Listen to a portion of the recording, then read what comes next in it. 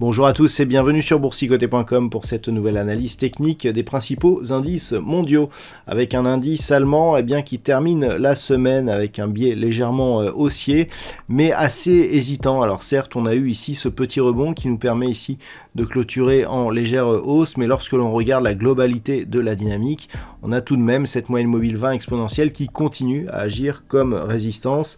L'incapacité à franchir ici la zone des 15 500 points laisse à penser que l'on est toujours ici sur un affaiblissement de la dynamique sur l'indice allemand. Qui plus est, les événements de fin de semaine qui ne sont pas visibles sur ce graphe puisque les indices ont clôturé avant, laissent penser que l'on pourrait avoir une reprise en mouvement baissier dès la semaine prochaine. Tout dépendra effectivement de l'évolution de la situation géopolitique.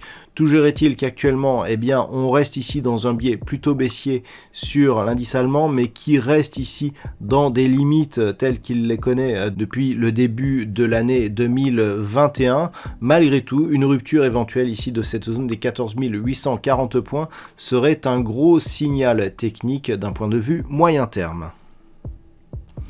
Sur l'Eurostoxx 50, la situation est assez similaire. Les cours sont restés ici sous la zone des 4250 points qui représente la quasi-médiane ici du range dans lequel évolue donc cet indice depuis désormais quelques mois. La double incapacité ici à franchir la zone des 4410 points et le retour ici sur la zone des 4033 points nous indique que l'on est désormais plus sur une pression baissière. C'est confirmé par la situation court terme où là aussi les cours semblent évoluer sous la moyenne mobile 20 exponentielle qui agit comme une zone de résistance. Donc clairement, la pression reste baissière sur cet indice et une rupture la semaine prochaine des 4033 points pourrait venir marquer un regain d'inquiétude avec un risque de retournement de la tendance moyen terme. Il faudrait au moins repasser au-dessus des 4250 points pour se rassurer sur l'indice des valeurs européennes. Sur les indices américains, cette fin de semaine est marquée par des informations selon lesquelles la Russie pourrait envahir l'Ukraine durant le week-end ou dès le début de la semaine prochaine, ce qui a provoqué un fort mouvement baissier sur les indices. Alors d'un point de vue daily, ce mouvement est tout à fait dans la lignée de la configuration que nous avons actuellement. Ce que l'on peut remarquer, c'est cette configuration ici en double top qui est en train de se valider justement sur cette accélération baissière.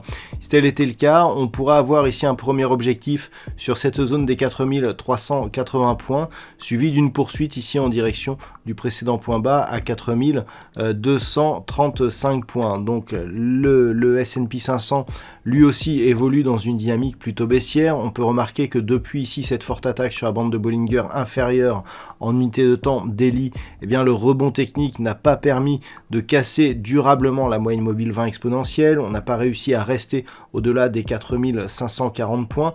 Après pourtant avoir connu deux gaps haussiers qui permettaient le franchissement de cette zone, ces gaps ont tout de suite été invalidé et on revient ici sous la zone de signal ici des 4450 points. Donc attention, si la semaine prochaine on venait à casser par exemple la zone des 4380 points, on rentrerait ici dans une zone à forte volatilité, puisque la dernière fois qu'on y était rentré, vous voyez qu'on avait eu de nombreuses ombres et pas mal de volatilité donc sous cette zone, avec donc un risque de revenir sur la zone majeure des 4235 points, cette zone ayant été ici zone de résistance avant de son franchissement et donc d'être testé.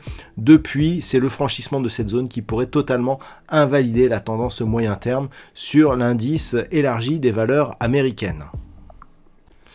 Le Nasdaq est lui aussi très sensible aux annonces qui sont faites en cette fin de semaine pour une configuration quasi identique, quoique encore plus baissière selon moi, puisqu'on n'a pas ici de points hauts qui sont horizontaux, on a beaucoup moins de signaux haussiers et on a ici un signal baissier relativement fort comparé à celui que nous avons actuellement sur le S&P 500. Clairement, la zone d'objectif ici se situe à 14 050 points. D'un point de vue moyen terme, cette zone ici avait été la zone de résistance que nous avions eue durant le mois d'avril 2021. Depuis son franchissement, il n'a jamais été retesté à la baisse. En cas de franchissement, eh bien, on aurait ici une tendance moyen terme qui deviendrait baissière et qui pourrait même accélérer fortement si le franchissement ici se faisait sur des causes géopolitiques.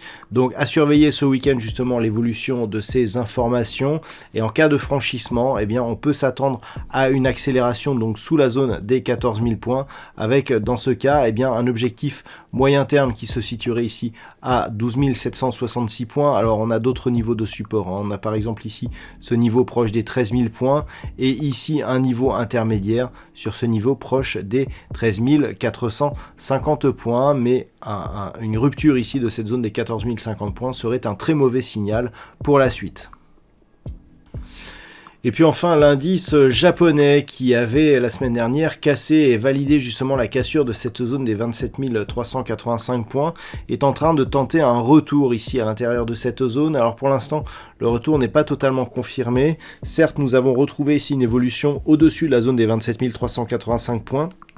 Mais le mouvement n'est pas empreint d'une conviction forte. On voit ici des bougies assez hésitantes.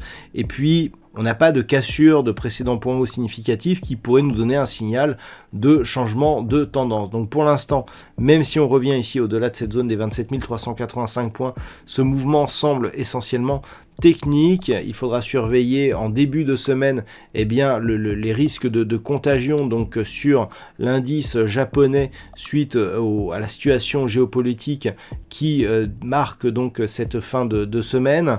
Une rupture ici de la zone des 27 385 points eh bien, nous donnera un objectif de retour ici de cette zone sur cette zone de points bas proche des 26 000 points. Par contre, pour repasser dans un flux haussier et annuler ici ce signal baissier, il faudrait repasser au moins au-dessus de ce point haut ici significatif, proche des 29 150 points.